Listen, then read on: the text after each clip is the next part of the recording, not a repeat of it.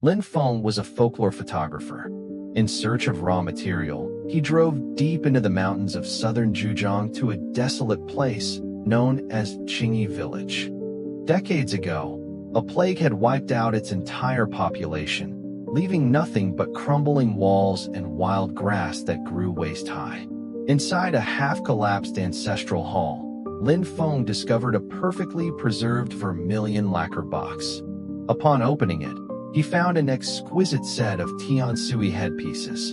In the gloom of the shadows, the blue-green feathers glowed with an eerie luminescence, resembling a pool of stagnant, freezing water.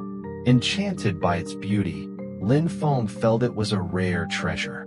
Thinking of his fiancée, Xiaoya, who had recently developed a passion for traditional opera, he felt a strange, inexplicable urge to take the headpiece back to their city apartment. Xiaoya was ecstatic when she saw the jewelry. This green is so vibrant, Lin Feng. Where did you find this? She couldn't wait to pin it into her hair.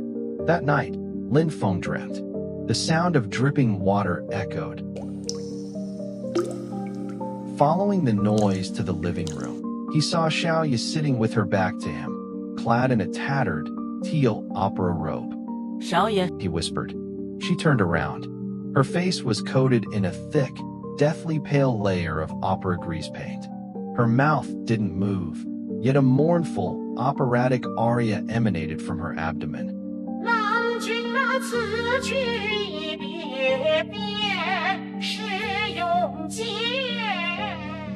Lin Feng jolted awake to find Xiaoya lying beside him. However, in her sleep, her hands were clawing at her own throat as if gripping an invisible rope. Faintly visible on her neck was a dark red welt. Over the following days, the anomalies escalated. The air in the apartment became unnaturally humid, and vast patches of mold blossomed in the corners. Xiaoya grew increasingly strange, spending her days staring into the mirror, painting her face with a wooden, vacant expression. Sensing impending doom, Lin Feng consulted an old professor to unearth the history of Qingyi Village. He learned that the village was originally named something else, but because it had produced a string of legendary opera performers during the Republican era, people nicknamed it Qingyi Village. The village once had a star named Qiuchan. She was breathtakingly beautiful and often performed in a magnificent fiancée headpiece. She was deeply in love with a young man, but the village chief's son forced himself upon her.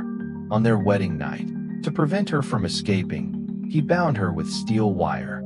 Unable to endure the humiliation, Qiuchan used the very wire that bound her to slowly garrote herself during the wedding feast. Her body was tossed into the river. Soon after, the village was plagued by supernatural occurrences and disease, leading to its eventual ruin. Terrified, Lin Feng rushed to the office to get Xiaoya, only to find she hadn't shown up. He sprinted home, and the moment he pushed the door open, a thick, salty stench of brine hit him. The floor was flooded.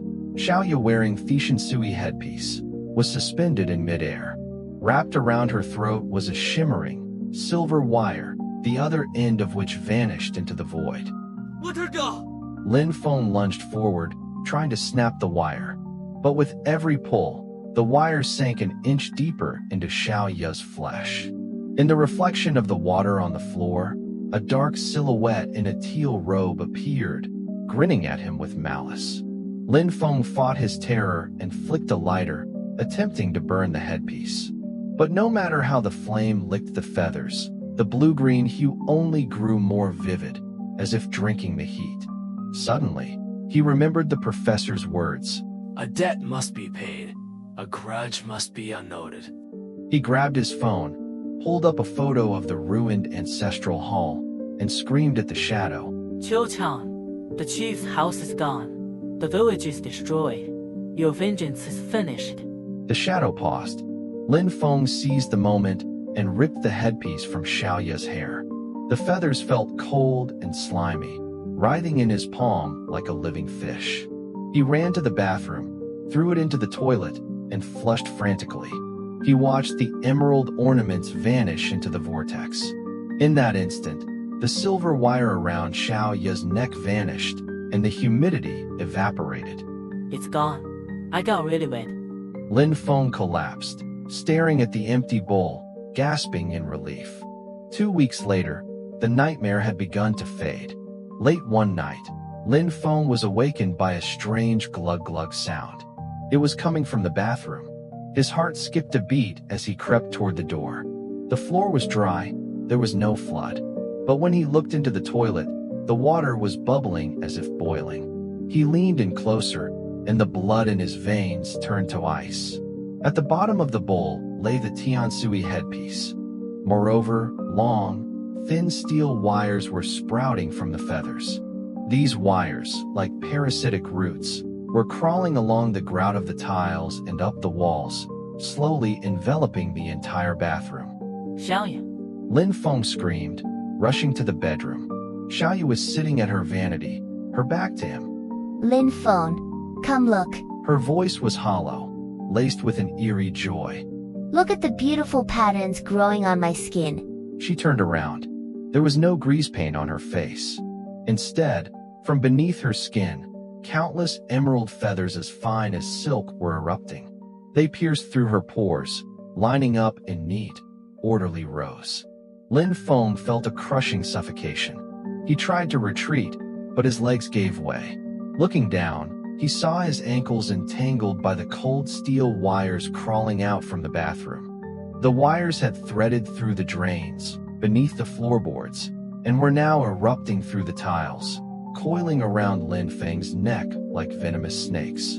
Qiu Chan's shrill, mournful aria filled the air, no longer a hallucination, but gushing out of Xiao Ya's feathered throat along with a spray of blood. 郎君啊，里程归家，永不分发。